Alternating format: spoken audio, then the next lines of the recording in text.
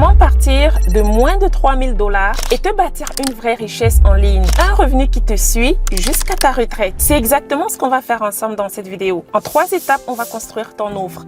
Ensemble, l'offre en fait qui va te permettre de partir de peu et d'aller loin. Et la 3e étape, écoute-moi bien, c'est la plus cruciale. Celle qui fait toute la différence entre gagner un peu plus et devenir vraiment prospère. Parce que c'est elle qui va te permettre de créer ton offre une seule fois et de la vendre encore et encore, de doubler, de tripler ton chiffre sans doubler, sans tripler tes heures. Alors, si tu as un budget modeste, même si c'est moins de 3000 $ et que tu ne peux plus jouer à pile ou face avec ton argent, reste avec moi jusqu'au bout et écoute bien cette vidéo.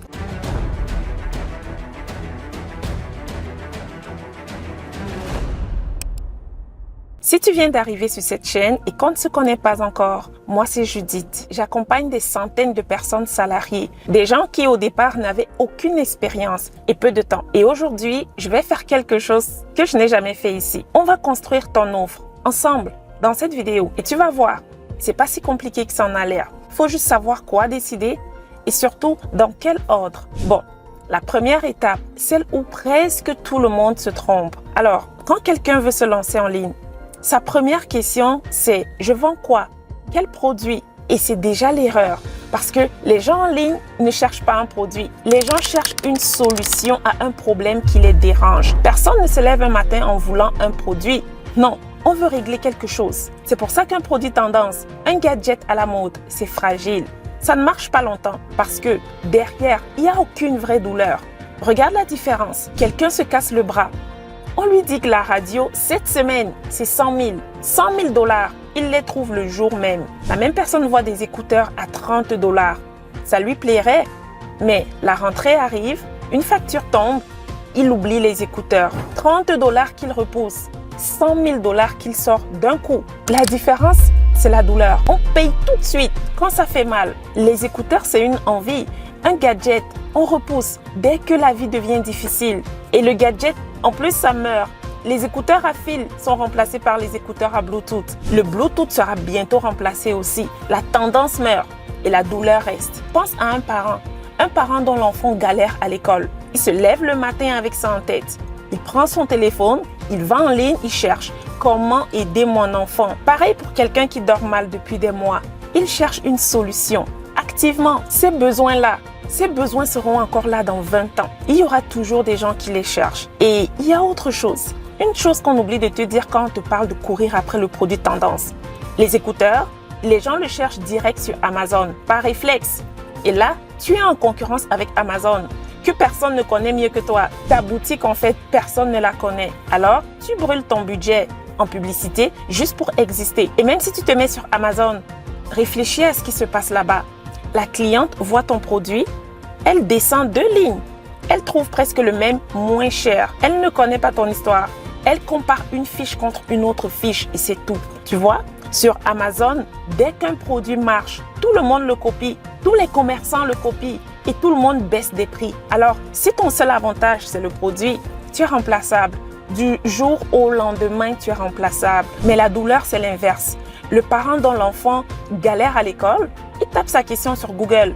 Il cherche déjà une solution. Et si toi, tu es là avec une réponse à son problème, il te trouve. Il venait en ligne pour ça. Et une réponse à un problème, ça ne se copie pas en 2 lignes. 2 vendeurs peuvent avoir le même produit. Écoute bien, ils n'ont pas la même compréhension du problème. Quand tu pars du produit, tu subis le marché.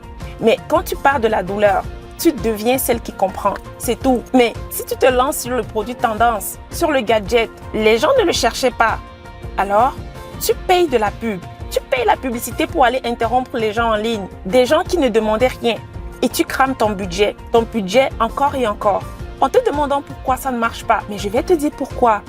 Comme ils ne cherchaient rien, ces gens en ligne, tu dois lui remontrer ton produit 10 fois, 20 fois pour le convaincre. Et le jour où il achète enfin, fais le calcul de tout ce que tu as dépensé en pub, en budget pour en arriver là. Maintenant, écoute l'autre avantage.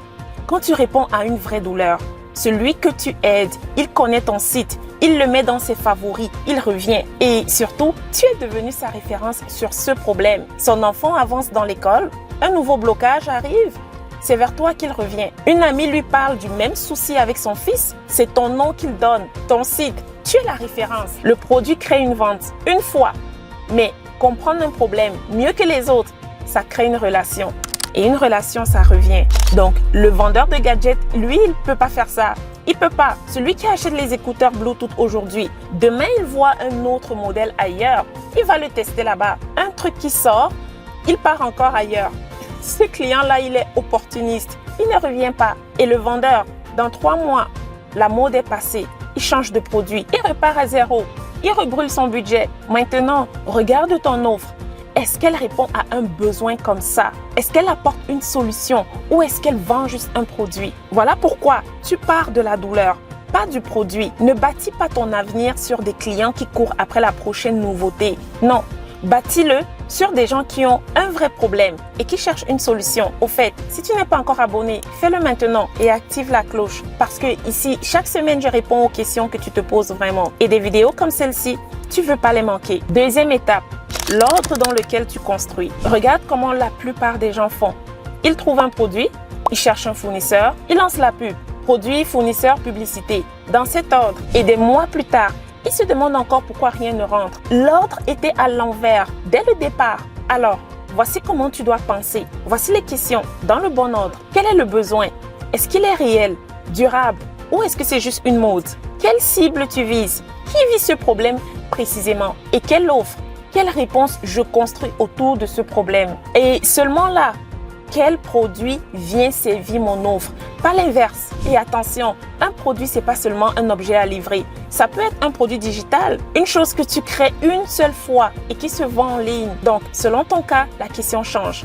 Produit à livrer, quel fournisseur? Et comment je vérifie qu'il est fiable avant de m'engager? Produit digital, avec quoi je crée? Et dans les deux cas, sur quelle plateforme je vends? Ensuite, quel message? Quel mot qui touche ma cible? Comment les gens me trouvent? Comment je fais revenir une cliente au lieu d'en chercher une nouvelle à chaque fois? Comment je suis mes résultats pour corriger et optimiser? Et la dernière question, la plus importante de toutes, qu'est-ce qui, dans tout ça, continue de tourner quand moi je m'arrête? Celle-là, cette question-là, on se la pose presque jamais au début. Et c'est celle qui change tout. Et c'est la troisième étape. J'y arrive. Bon, avant la troisième étape, avant de passer à la troisième étape, une chose importante, la liberté financière, ce n'est pas gagner de l'argent en restant coincé derrière ton activité. Toujours celle qui analyse ses campagnes, qui répond, qui configure tout. Non, la vraie liberté, c'est de pouvoir t'éloigner et que tout ça continue de rouler. Des mois de vacances, c'est voyager sans ton ordinateur. Comme un chef d'entreprise qui passe une fois par mois. Il ne fait plus tout. Il suit quand même. Mais un jour, ta retraite va arriver, comme pour tout le monde. Et ce jour-là, tu ne veux pas être encore derrière un écran à courir après des ventes. Cette liberté-là, elle se prépare maintenant. C'est le rôle de cette troisième étape. Alors, regarde bien. Aujourd'hui, tu donnes tes journées à ton activité et tu fais un chiffre, disons 5 000. Maintenant, tu veux en faire 10 000, tu dois doubler quoi? Tes heures, tu n'en as que 24. Ton temps est plafonné comme ton salaire. Ton énergie, elle aussi, a ses limites. Ou alors, payer des gens. Et là, tu dépenses. Et si tu dépends de la publicité, il faut doubler le budget aussi. Tu veux tripler? Pareil. Tout grandit en même temps que ton chiffre. Tes coûts montent presque aussi vite que tes revenus. Maintenant, imagine autre chose. Imagine que ton chiffre double et que tes heures, elles ne bougent pas. Que ton activité grandisse pendant que toi, tu récupères tes soirées. Imagine, c'est pas de la magie, c'est ce qu'un levier fait. Un levier, c'est ça. C'est ce qui te permet de multiplier ton chiffre sans multiplier tes heures. Les femmes qui construisent une vraie prospérité en ligne comprennent qu'elles ne peuvent pas rester éternellement le moteur de chaque vente. Mettre des leviers en place très tôt. Et je vais être franche avec toi. Comprendre le levier, c'est simple. Tu viens de le faire. Mais partir d'un besoin réel qui résout un vrai problème et en faire une offre avec les bons outils et mettre en place des leviers qui vont permettre à ton activité de faire du chiffre sans que tu sois plafonné. C'est là que le vrai travail commence. Et c'est précisément là qu'un accompagnement devient important pour t'assurer de ne pas perdre ton temps, ton énergie et surtout ton budget. Alors oui, ça fait beaucoup de décisions à prendre. Et tu te dis peut-être, je vois tout ce qu'il faut, mais je ne sais pas par où je commence toute seule. Justement, tu n'as pas à prendre toutes ces décisions seule. Non, le bon besoin, la bonne offre, les bons outils les leviers pensés dès le départ, tout ça, mon équipe et moi, on l'a déjà réuni dans un même cadre. Pour des femmes comme toi, des femmes qui partent de zéro, sans aucune expérience au départ, avec un budget modeste et qui n'ont pas 10 ans devant elles pour se tromper. Le but, en fait, c'est pas de faire de toi une vendeuse interchangeable.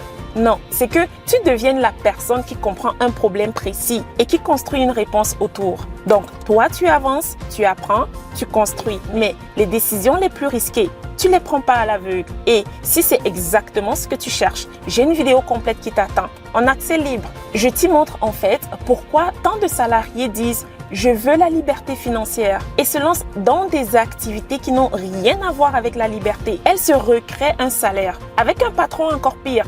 Encore pire que l'ancien, leur propre activité est devenue leur patron. Elles ont commencé par la mauvaise question. Elles ont cherché quoi vendre au lieu de chercher quel problème résoudre. Elles ont fait ce que tout le monde fait. Elles ont suivi la tendance. Elles ont construit un revenu et pas une entreprise. Dans cette vidéo, je te montre pourquoi ça arrive et quel genre de cadre permet de construire autrement. Le lien est en description. Ton temps est limité. Construis une activité qui ne le sera pas.